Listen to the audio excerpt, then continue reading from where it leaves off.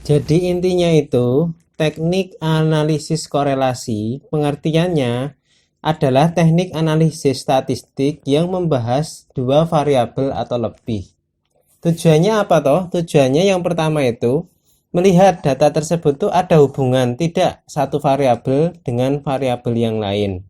Jika ada hubungan, itu nanti dianalisis bagaimana lemah, sedang atau kuat. Nah, nanti dibahas di ini, di apa? Di pembahasan ini. Nah, terus jenisnya apa? Jenisnya itu ada dua. Yang pertama itu adalah bivariat sama multivariat.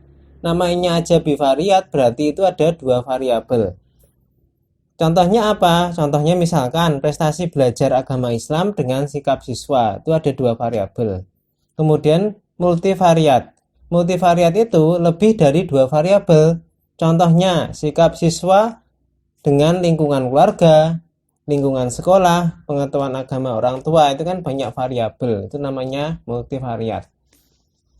Di pembahasan kali ini itu lebih fokusnya ke bivariat. Bivariat itu kalau menurut Borg dan Gall itu ada 10 teknik. 10 teknik analisis korelasi.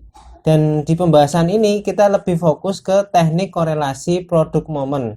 Jadi ini nanti akan dibahas secara detail tentang teknik korelasi produk momen.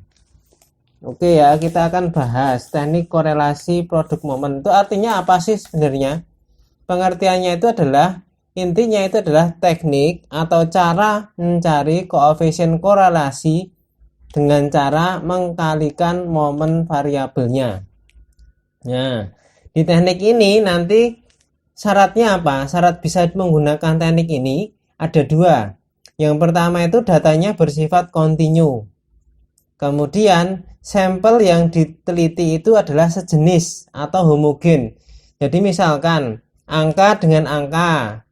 Jadi analisisnya angka dengan angka atau huruf dengan huruf. Jadi itu harus homogen, harus sama. Lambangnya itu adalah R kecil. Namanya koefisien korelasi. R kecil, jika variabel yang pertama itu X, variabel yang kedua Y, nanti nulisnya adalah RXY. Namanya koefisien korelasi.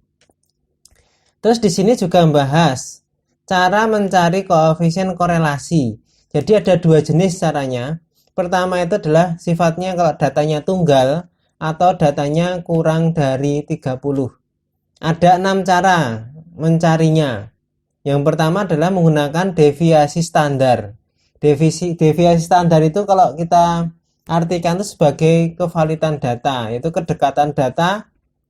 Yang kedua, tanpa menggunakan deviasi standar. Yang ketiga, menggunakan skor asli atau angka kasar.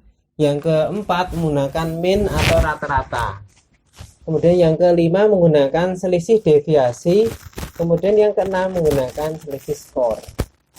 Nah, kemudian yang jenis yang kedua namanya ada data kelompok, di mana datanya itu lebih dari 30 data.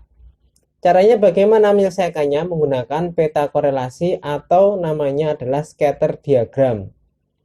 Nah, yang paling penting di sini adalah interpretasi. Interpretasi itu berarti bagaimana kita mengartikan hasil dari perhitungan yang sudah kita peroleh. Jadi kan intinya itu kan kita menghitung ya. Jadi ada data itu kita hitung, itu kita cari koefisien korelasinya. Terus nanti kita artikan itu sebenarnya artinya bagaimana. Artinya itu gini. Artinya itu ada dua cara untuk mengartikan suatu data yang sudah kita hitung tadi. Kalau cara sederhananya bagaimana kita menginterpretasinya, di sini ada caranya. Pertama misalkan ya, koefisien korelasinya itu adalah 0,0 sampai 0,20. Itu artinya apa? Artinya variabel X dan variabel Y itu terdapat korelasi tapi sangat lemah atau sangat rendah. Bisa dianggap tidak ada. Tetapi jika nilai dari R-nya atau koefisien korelasinya 0,2 sampai 0,4 itu kategorinya korelasi lemah atau rendah. Kemudian 0,4 sampai 0,7 itu korelasinya itu kategori sedang atau cukup. 0,7 sampai 0,9 itu adalah korelasi yang kuat atau tinggi. Sedangkan 0,9 sampai 1 itu adalah korelasi yang sangat kuat atau sangat tinggi. Itu yang pertama ya, cara menginterpretasinya secara sederhana. Nah, bagaimana cara kalau yang kedua, yaitu menggunakan tabel R. Tabel R product moment.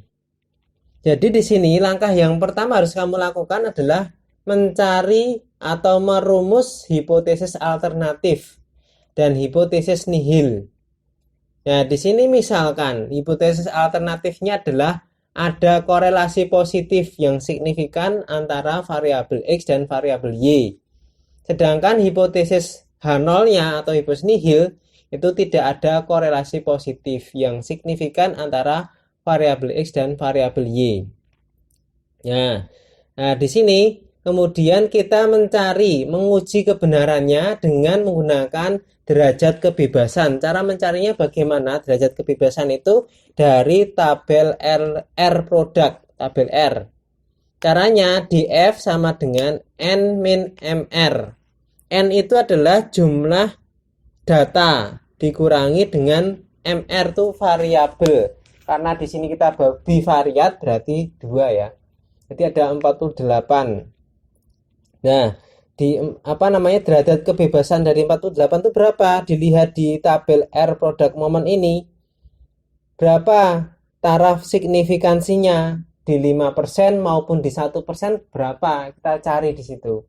Nah, misalkan di sini yang kita perhitungkan tadi ya, yang kita hitung tadi koefisien korelasinya itu ternyata sama atau lebih besar dari taraf signifikansi yang 5% maupun yang 1%, maka data tersebut bisa dibilang bahwa hipotesis alternatifnya disetujui. Berarti kalau disetujui, berarti variabel X dan Y-nya itu termasuk korelasi positif yang signifikan. Nah, tetapi kalau misalkan nanti data yang kamu hitung ya, hipotesis misalkan yang kamu hitung itu R, koefisien korelasinya itu ya, di rumusnya yang nanti akan saya sebutkan, itu kurang dari taraf signifikansinya, berarti dia itu termasuk tidak ada korelasi, berarti masuk hipotesis yang nihil. Ya, itu gampangnya seperti itu. Jadi terus di pembahasan selanjutnya itu cuman membahas perhitungan. Jadi di pembahasan berikutnya kayak yang A ini membahas tentang perhitungan saja. Itu membahas tentang perhitungan dari deviasi standar, rumusnya bagaimana, kemudian membahas tentang tanpa deviasi standar, kemudian skor asli atau angka kasar, kemudian mencari mean dan rata-rata, kemudian selisih deviasi, selisih skor itu pada dasarnya untuk mencari yang namanya koefisien korelasi. Caranya ada 6 itu, beda-beda, rumusnya juga beda-beda. Ya, caranya kayak gitu. Jadi gampang aja seperti itu.